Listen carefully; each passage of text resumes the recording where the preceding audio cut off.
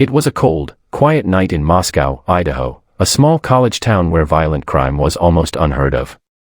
In the early hours of November 13, 2022, 6 University of Idaho students were asleep in their off-campus home at 1122 King Road.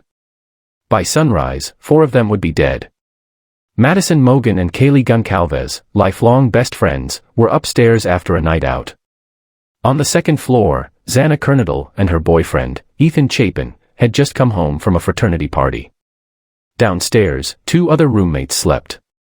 Between 4 o'clock and 4:25 a.m., the killer entered.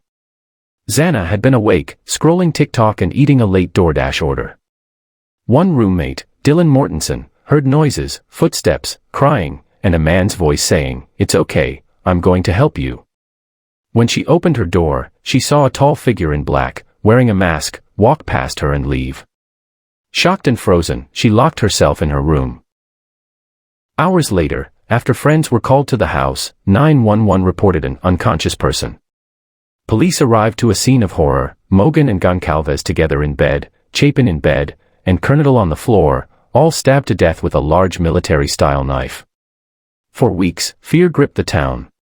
Police searched desperately for leads, tracking a white Hyundai Elantra seen near the home and analyzing DNA found on a knife sheath left in Mogen's room. The trail led to Bryan Kohberger, a 28-year-old criminology PhD student at nearby Washington State University. On December 30, 2022, Kohberger was arrested at his parents' Pennsylvania home. In July 2025, facing the death penalty, he pleaded guilty to 4 counts of first-degree murder and 1 count of burglary.